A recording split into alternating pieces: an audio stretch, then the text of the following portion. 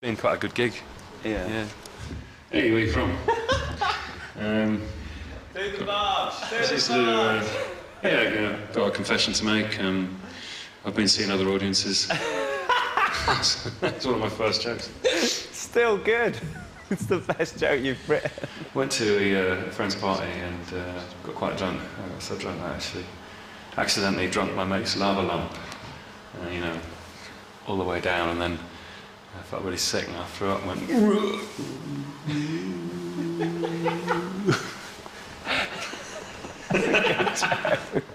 Which is sort of the same atmosphere as the gig, actually. This is a better gig than that. Wow. It was quite funny because you did your gig, it was really good. Our table were really laughing. There was some sort of normal High Wycombe sort of people from a village just outside of High Wycombe that used to come sit right at the front. They never laughed at anything other than sort of knob jokes. And they were staring at you bemused. And our table was a bit more student-y people around here and they were really laughing. I thought, he's the same as me. He's got no chance. It's interesting that that they met in the context of one of them seeing the other one live, because I saw Vic doing his show live, and it was simply the funniest thing I'd ever seen. It's where the Boosh first met. Where we first had words. You had a bottle of beer, I remember. I didn't drink at the time. Oh no, I did actually. I was at college. And I came home and went, yeah, that was really good. And you were like, Yeah. Who's this freak? Bob did stalk me for some time, and until I allowed him to enter into my realm. And I don't know if this happened with the Bushmen, but if it did, then it is a very good thing to do. This is where we first plied our trades together on the same stage. the Enterprise. I did a gig here, and Noel turned up to the gig,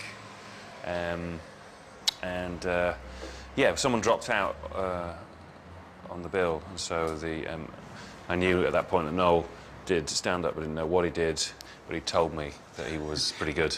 Carry on, didn't I? Yeah. I do stuff a bit like you. Yeah, and I was like, yeah, we'll see what you can do, sir. Ginger nuts are vicious sods, aren't they? You only have to have one in your tin ever and all your biscuits smell forevermore.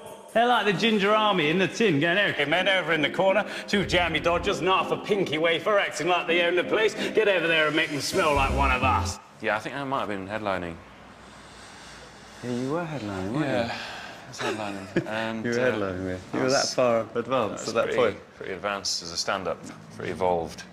And so there was a space on the bill, and Noel decided to do... I said do it, and you think you're a bit nervous about doing it. But you did it, and... I kind of wanted you to see what I did as well, so that... Yeah. Because I kept trying to explain, you know when you keep going up to them and go, I do stuff a bit like you, and they go, I don't think so. Off you go. You went on before me, and it was... yeah, it was really good, and I was really annoyed. And everyone was going, screaming, and... I think, to be fair, it was one of the best early gigs I did. It was quite lucky as well, because I think I hadn't had many gigs as good as that, but it just was one where they got into it. I used to come on with a very sort of densely wordy sort of beginning, sort of fast entrance. Ladies, gents, just over there if you need them. Supersonic comedy, that. So fast, they went through your conscious mind and into your subconscious mind. And you'll be laughing about that in a minute. To fill the air with words, you know, but Noel had already done that, so the room was full of his kind of words. I remember sort of about to sort of speak and then didn't speak, and then, you know, and they're sort of... It's almost like a kind of a bit of silent comedy, really. You did do a bit of physical stuff. A bit of physical It's like he was netting down the word. My words were hanging in the air. Julian was taking them down with a net before he started. Butterflies. I was actually reacting to what you'd done on stage, I suppose. So it was like... It was the beginning of some sort of, you know, very early chemistry there. So it was this sort of first double act that didn't go on the stage at the same time. Yeah. You gave me a lift home, and I think that was when we wrote our first ever joke. I think it was that night. And I said, do you want to come in for a cup of tea? And he said, yeah. And I said, but, you know, before you come in, you must know you can never leave. Well, that's fine. I haven't got anything on anyway. Julian and Noel, they just have a patter about them, and they just go.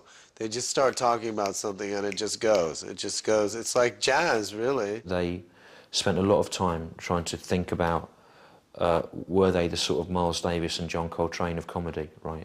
And was it to do with improvisation and timing, and the timing being off in a jazzy way?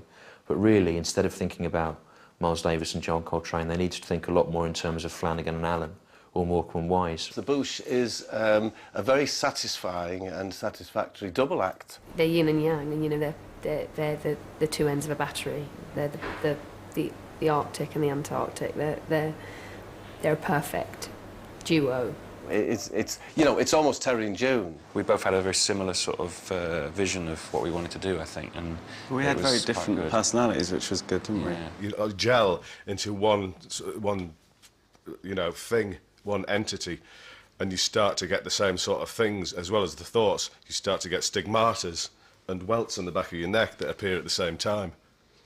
And then you know that you're on the, you know, in the right double act. Coming at you like a beam, like a ray. Yeah? You're coming at me, are you? I'll come at you. You don't come at me. Yeah, Al comes at people, not you. Shut your small hair. Small hair? Yeah, you not heard of Root Boost? I'm sponsored by Root Boost, you jerk off. You'll never meet two people who can generate more material than Noel and Julian. They could sit down and chat for half an hour now and it would be perfectly watchable television. It's not really acting, that is just them with some makeup and some clothes on. Noel, she's good.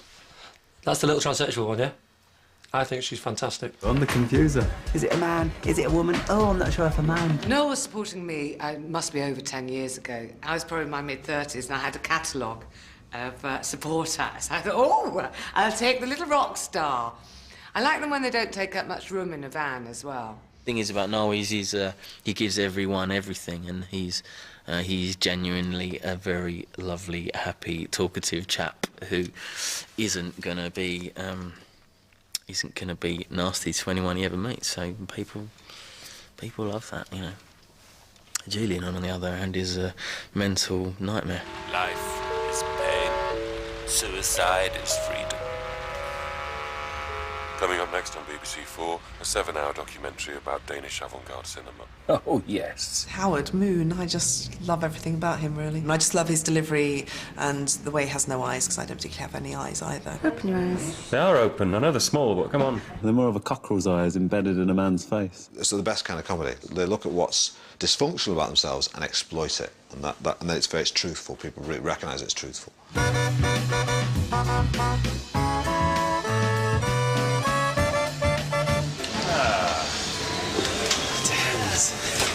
I don't remember coming up this way at all. No, I don't think we ever used the staircase. The staircase, wasn't it? This is all trees. This is where we did our first ever gig. I was bent down here behind some cardboard. Thing. Coming at you like a beam, I remember that. I think I popped up, didn't I? What you do? Yeah. So I'm coming at you like a tiny goose, like a flapping in the rafters of a small barn in Shropshire. And a goose like a goose, fire out of control, like a flying bean in the night, coming fast like a rah. Look at me go, like I had to come in a twisted no, I'm out of control, I'm flying. What do you think you're doing? I was thinking, if it goes really, really bad, at least I'm not out there, I just won't come out. I've got a feeling that I actually was at the first thing they ever did, and I might have been on the bill. I knew Julian and Noel, but not as a double act. What do you mean you're coming at them? Coming at them fast, like, you know. But they don't like it. You danced around as a deer, and I sang that song, dressed as Andy Warhol, and it just ended with me lifting my eye patch, Julian dancing, and us just standing there like that, with a siren going.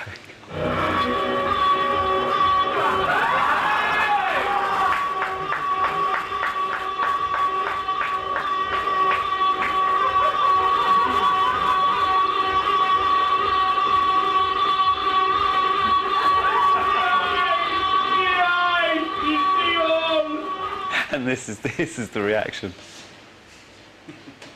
I think they just genuinely thought two blokes had wandered in, you know, put the special brew cans down and thought, we'll just start talking, and if it goes wrong, get some antlers on your head. If you'd have watched that first gig and you'd have gone up to them and said, do you think they'll be playing Wembley in 10 years? They would have all definitely said, no way.